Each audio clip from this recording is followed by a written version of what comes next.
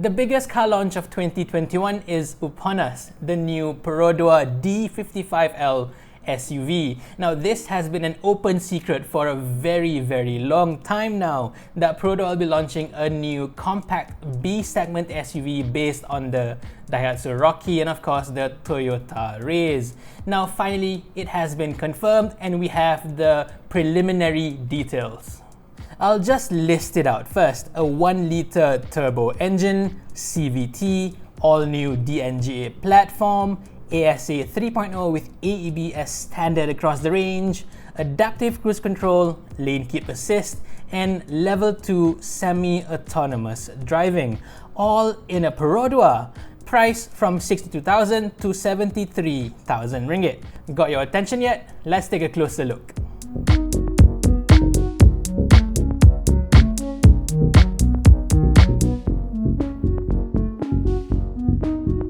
First of all, it's not actually going to be called the D55L. That's just the internal code name for it, just like the Myvi is the D20N and the Aruz the D38L. The new SUV will get a proper name when it's launched, but as usual, Perodua likes to keep it a secret until then.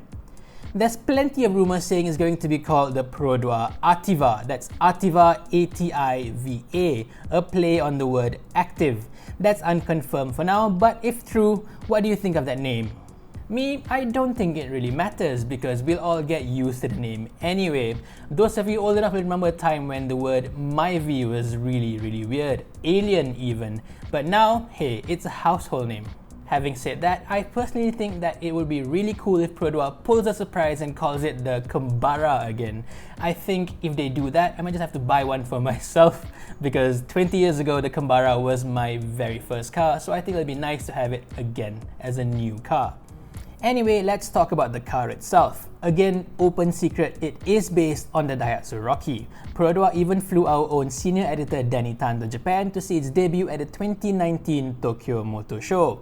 Since then, the Toyota version of the SUV, the Raze, has become the best-selling new car in Japan in 2020, beating its own Corolla. All the pictures and video clips that you see here are of the Rocky or the Raze, or even digital renders based on them. We don't have any real photos of the actual Perodua model just yet, but it's safe to say it won't run very far from the base model. It will perhaps have slightly different lights or bumpers, but by and large, this is what the Perodua D55L will look like.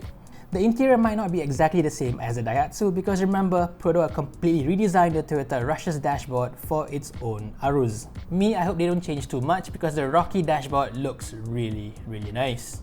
Perodua has already confirmed that the D55L will offer a full digital instrument cluster and a large 9-inch touchscreen head unit with voice recognition. Now, before you start saying that Perodua is just rebadging Daihatsus again, that's not exactly true. You see, Perodua was involved in the design process from the very beginning. There's no less than 30 Perodua employees based in Daihatsu's design department in Japan. So if you see that the car looks a bit familiar, looks a little bit closer to the Myvi, that's not a coincidence, that's by design. It will be built on Daihatsu's brand new DNGA platform, which stands for Daihatsu New Global Architecture.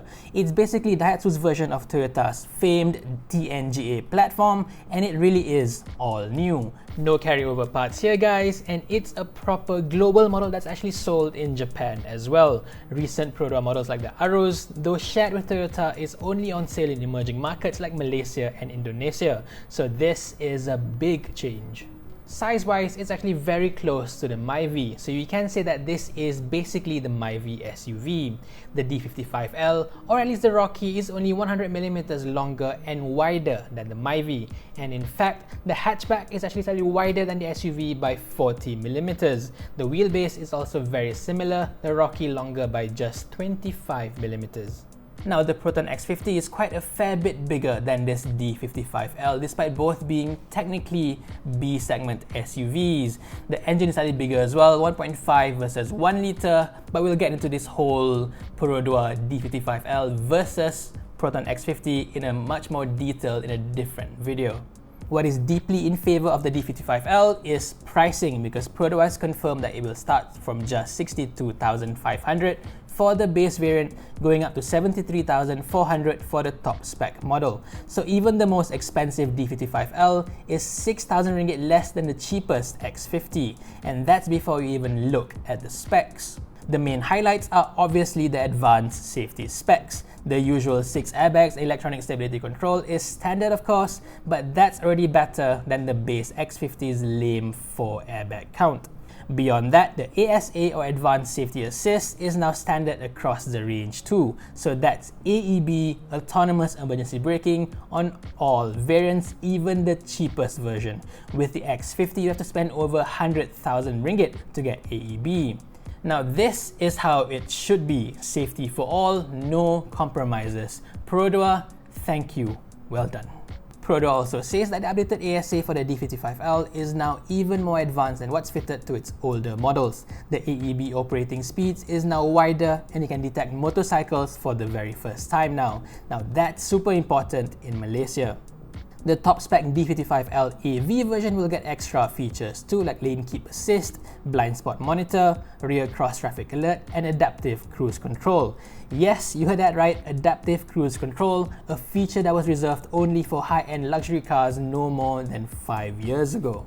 Together with the lane keep assist, Perodua says the new SUV will have level 2 semi-autonomous driving features, making it the cheapest car to have it, undercutting the X50 by a full 30,000 ringgit. Having said that, there's no auto parking feature either, but then again remember this is the size of a Myvi. If you can't park it properly, then I think the problem isn't really with the car. Now on to the engines. The D55L will feature Perodua's very first turbocharged engine, a 1-litre 3-cylinder engine that's paired to a CVT, also a Perodua first. Though not officially confirmed yet, this will likely be the same 1kr VET 1-litre turbo engine offered in Japan with 98 PS and 140 Newton meters of torque. Now that may not sound like a lot, pretty much similar to the Myvi 1.5, but then again Daihatsu Rocky is also very light at under 1 ton, so it should be slightly faster than the Myvi. Or would it, because that's the king, right? Jokes aside, the engine is basically a turbocharged version of the 1-litre 3-cylinder engine in the Perodua Asia and Beza. No direct injection here, but at least it should have a timing chain, so that should keep Perodua fans happy. The CVT might not please everyone, however. Years after years of Perodua fans saying that their own 480 is better than a CVT, the D55L now has its own continuously variable transmission too. A lot of the same people have also said that a turbocharged engine will be far more expensive to maintain, so yeah, we've now come to a point where Perodua has a turbo engine and a CVT, so I'm big up. Still, Perodua claims that the new SUV will have its usual excellent fuel economy, rated at a class-leading 18.9 kilometers per litre or just 5.3 litres per 100 kilometers. On to colours, Perodua will offer 5 colour options: glittering silver, granite grey, cobalt blue, pearl diamond white, and pearl delima red.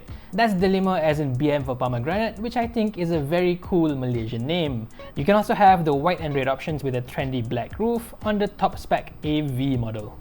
So that's all the info we have on the new Perodua D55L, or the Ativa if you will. It's already open for booking from now and it should be launched within the next few weeks. So what do you think of it? Let me know in the comment section below, and thank you for watching. Stay safe everyone.